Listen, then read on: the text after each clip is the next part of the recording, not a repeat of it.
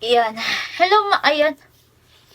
Pasensya na kayo sa tabako. Huwag nyo nang intindihin yung tabako, mga kasambay. Pero pasensya na, ganito yung boses ko kasi kung nakikita nyo, magamaga yung pisngi ko, mga kasambahay, kasi nasakit yung ngipin ko nung mga nakaraang linggo pa. At sa sobrang busy ko, hindi ako makapag-set ng appointment kung kailan ako makakapagpabunot. Kaya napagdesisyonan ko dahil sa sobrang sakit, magpapabunot na ako talaga. Kaya itong magana to is kasi kakapabunot ko lang, kakagaling ko lang sa dentista. Sobrang sakit, mga kasambay, kasi yung pinabunot ko yung sa bagang, yung sa bagang talaga, mga kasambahay. Buti na nga lang at hindi yung wisdom tooth, kasi yung wisdom tooth matagal na siyang natanggal dati pa. Pero itong mga kasambahay, yung sa bagang, sobrang laki ng ngipin, ganyan siya kalaki, oh. Yan. Di naman OA naman yung, ayan, ganyan kalaki. Nagulat ako sa laki ng nung ngipin, mga kasambahay. Kasi yung sa ibabaw niya, bulok na talaga siya. Pero yung sa ilalim pala, buo pa siya. So, kaya sobrang maga. Kasi, yun yung pinabunot ko. Tingnan nyo naman, mga kasambahay. O, diba, mukha akong chipmunk. Pero, ayun, mga kasambahay, pasensya na. Mamadaliin ko na tong video na to. Kasi, mga kasambahay, nawawala na yung sakit ng, ay, nawawala na yung anesthesia, kaya nararamdaman ko na yung kumikirot siya. Kaya mamadaliin na lang natin to, mga kasambahay. Pero ayan, alam niyo naman, mga kasambahay, laki ng tiyan ko talaga. Pero alam niyo naman, mga kasambahay, na September na ngayon, at usually nag-uumpisa ako bumili ng pangregalo is August. Kasi ayaw ko ng alam niyo yung nararush ka, yung ayoko nung napopondo. Yung tawag nito, 'di ba, isipin nyo, sa isang pagpasko, kung ilan yung inaanak mo, 'di ba? Sabihin na natin 10, tag 100 pesos, 'di ba? Sa libo na 'yun, mga kasambahay. At least, 'di ba? Kung naumpisahan mo na ng maaga, pagka dumating yung Pasko, hindi ka na nabibigla. Ganun ako. Ayoko na nabibigla ako. Kaya nag-uumpisa akong bumili ng pangregalo is August. Pero ngayon, mga kasambahay, kasi sabi ko, hindi ako bibili ng pangregalo, mga kasambahay, para sa mga kliyente ko. Gagawan ko sila ng regalo. Kung nakikita nyo yan, ito, ayan. Mga keychain yan, mga kasambahay. Ito ang gagawin natin. Mayroon tayo, gagawa ako ng car coaster. Yun nilalagay sa lagayan ng baso, sa kotse, tsaka keychains. At tsaka gagawa din ako ng mousepad. Ayan, yan ang gagawin natin, mga kasambahay. Naisipan kong gawin to, mga kasambahay, kasi sabi ko, pagka maganda at nagandahan ako, ipopost ko siya sa online platform, sa mga ibang online platform tulad ng TikTok, tulad ng Facebook, 'di ba? Na pwede kong ibenta, 'di ba? Na mura. Kasi tawag nito, ang mangyayari is pastime o sideline. So, ganun ako mag-isip, mga kasambahay. Hindi ako nag-iisip ng, ay, eto para to ngayon lang. Gusto ko, pagka may bibiliin ako, yung pang look forward, 'di ba? Pero ayun, mag-unbox ako. Nabuksan ko na to. Pero ito yung i-unbox ko. Pasensya na, hindi ako pwede magbuhat kasi mabigat siya. Kasi nga, 'di ba, kakapabunot ko lang ng ngipin. So, ito, mga kasambay, nabuksan ko na. So, unahin na natin to. Ayan, pasensya na kayo. Ito, unahin ko na to, mga kasambay. Ito ay ang car coaster na, ayan yung supot niya. Ayan, pasensya na kayo. Ayan. Lapit ko siya. Ayan. Kumbaga, ito, yan. Lalagay natin yan sa plastic. Ito yung plastic niya, mga kasambahay. Yan. Ilalagay mo yan diyan. Yan. Tapos, lalagay mo yung coaster dyan. Yung car coaster dyan. Lalagay mo dyan. O, diba? Tapos, isi-sealed mo siya. Yan. Eh di parang binili mo siya, pero personalized kasi kasi ikaw yung nag-design, di ba? Ganyan yung mangyayari diyan, mga kasambahay. Ayan. Yan yung ating unang nabili. Car coaster, ayan, ang nakalagay diyan is handmade with love. Ayan, nakikita nyo ba? Ayan. Pasensya na kasi naka-focus sa akin. Ayan, handmade with love. So, ayan yung una natin nabili. 50 pieces siya mga kasambahay. 50 pieces for $4. Okay na rin kasi yung 100 pieces, sobrang dami, 'di ba? Yan. So, yan ang gagawin natin. Ibibigyan ko din yung mga apo ni Chris nito. Tapos, di-designan ko, 'di ba? Kasi pwede mo siyang i-design mga kasambahay. Sublimation ang tawag doon. So, ayan, nabuksan ko na to. Kakadating lang nito ngayon, mga kasambahay, kanina. Kasi, pagdating namin, nandiyan na siya. So, ayan. Ayan. Ito yung, tapos, ito naman, ay ang, hindi ko to ipamimigay. Para sa amin to ni Chris, kasi, mga kasambahay, yung tenga niya is, barado. So, hindi namin alam kung ano nangyayari, kung sobra na bandumi o ano. Meron ako nito dati mga kasambahay doon sa bahay namin.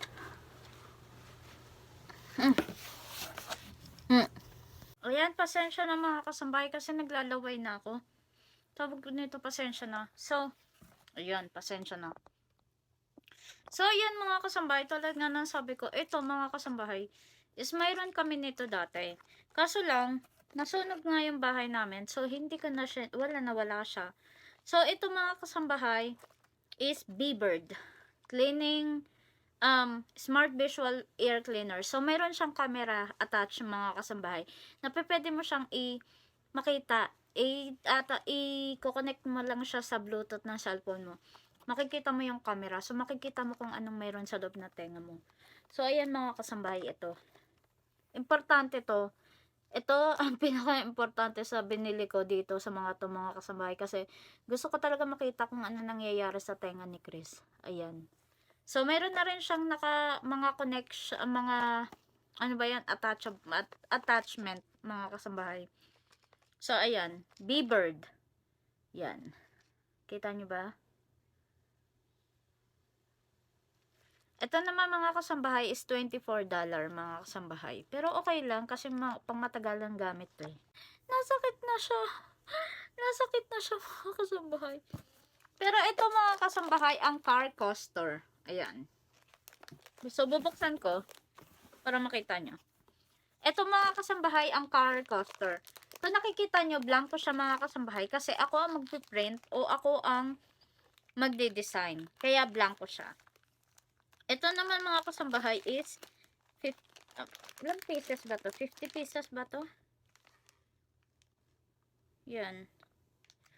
Yeah, 50 pieces to siya mga kasambahay.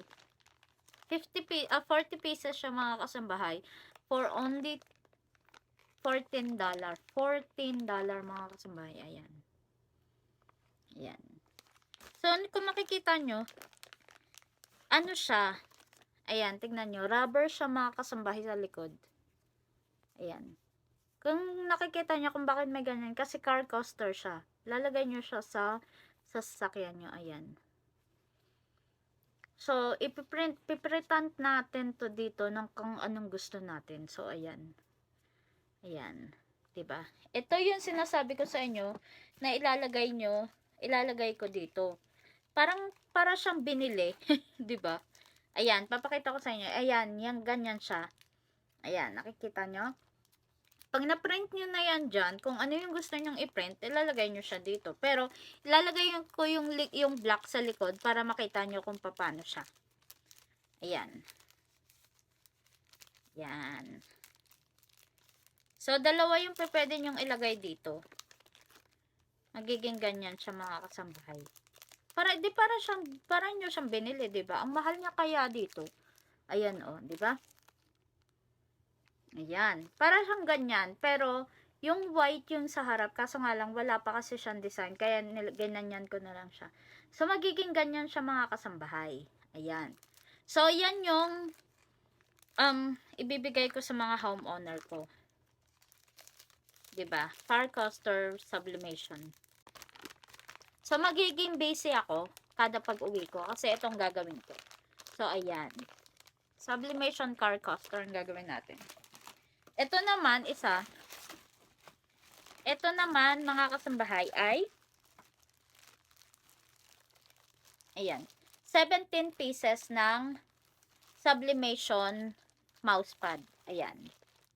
17 pieces siya. So, papakita ko sa inyo mga kasambahay. Tulad din ng car coaster, ganun din ang mangyayari dito. Sublimation din siya mga kasambahay. I-design ko siya kung kahit na anong design ang gusto nyo. Black siya sa likod, tulad ng car coaster. White siya sa harap.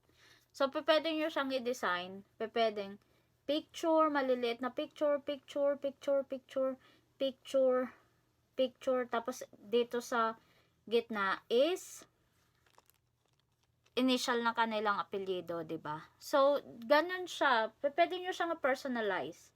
'Di ba? Pwede niyo lagyan diyan ng mga siguro dito mga 3 o isa, dalawa, 'di ba? 4 na picture tapos sa gitna is yung kanyang initial ng apelyido. So, ganun siya.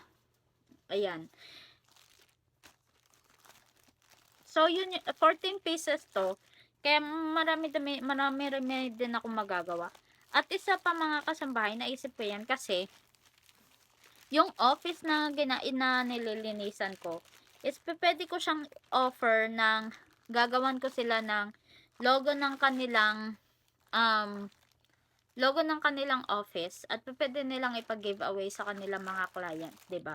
So, ako i-offer ko sila kasi 'di ba syempre nagbibigay din sila ng Christmas gift sa kanilang mga client. So, naisipan ko na pwede ko din silang gawin noon at the same time is sideline para extra para sa Pasko, 'di ba? So, yun mga kasambahay. Ang ginagamit dito is Epson EcoTank. Ng Epson EcoTank para sa sublimation. So, ayan, kailangan nyo lang ng sublimation stuff at ng EcoTank na printer. Ayan, nakikita nyo yung EcoTank printer at syempre heat press. Yung heat press mga kasambahay is para siyang flat na plancha na malaki. So, hindi ko kasi siya mabuhat kasi mabigat. Baka mamaya mabinat yung aking ngipin, diba? Kakalabas ko lang ng dentista. Kaya, susunod ko yan, papakita sa inyo. Pero, ayun, bumili din ako ng EcoTank na ink sublimation. So, yan yung pang-i-ink natin doon. Para hindi ako maubusan. Diba? Ayoko kasi yung tsaka kabibili kung kailan ubos na, 'di ba? Ayoko na nabibitin. So ayan, ganito siya. Ayan. Mayroon din siyang pang turok. Ayan. Pwede nyo siyang turukan ng ganyan o kung hindi is iaanyo nyo lang siya. Bubuksan nyo tapos hayaan nyo lang siya patuluin ng ganyan, 'di ba? So, marami-rami tayong magagawa nito. Baka nga umabot pa to sa mga siguro, 'di ba? Baka umabot pa na ng 1 taon to o hindi naman 1 taon o mga 3 months, 'di ba, supply. Kung lagi ka nagpe-print, lalo na ako sublimation ang gagawin ko, so maraming ink ang kailangan nun. So ayan, at ang isa pa na nabili ko ay ang ito. Ayan, nakikita niyo yan? Yan. Ito naman mga kasambahay is para sa aking Cricut machine. Kasi, tawag nito, yung Cricut, yung ano ba yun? Yung pang ano ng yung blade ng Cricut ko is mapurol na.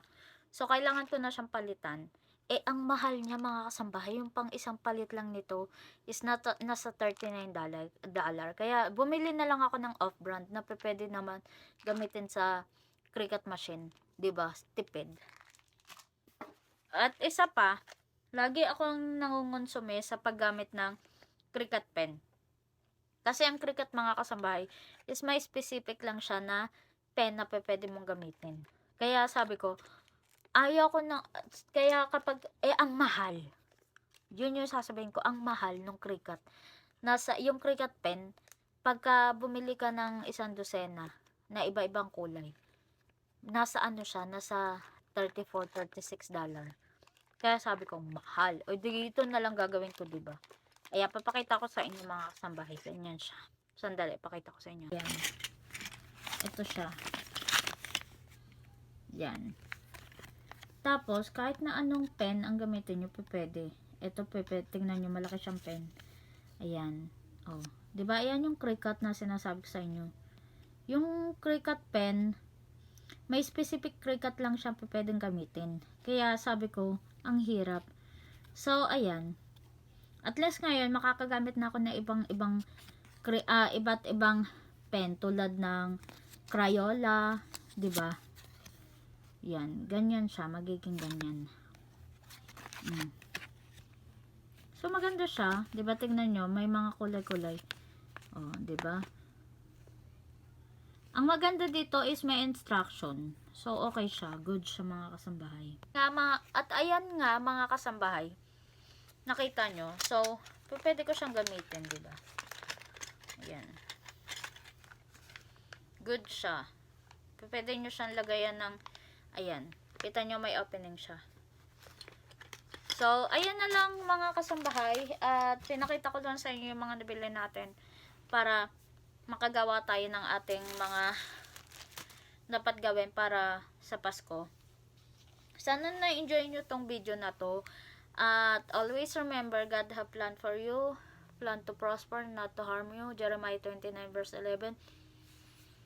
Kung hindi naman masama mga kasambahay, i-ask ko na lang din ang prayer para sa aking ngipin.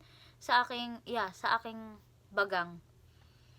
Kasi masakit pala magpabunot. Lagi naman na nagpapabunot dati nung bata-bata pa ako. Siguro sa sobrang dami ng adrenaline, diba? Pero ngayon tumanda na ako. Parang sakit talaga. Dinadamdam ko siya. Pero ayun yung mga kasambahay. Sana na-enjoy nyo ang ating vlog for today. Please pray for my bagang.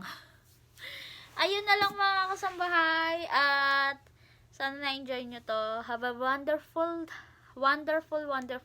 weekend mga kasambahay. Sa susunod ulit. Bye!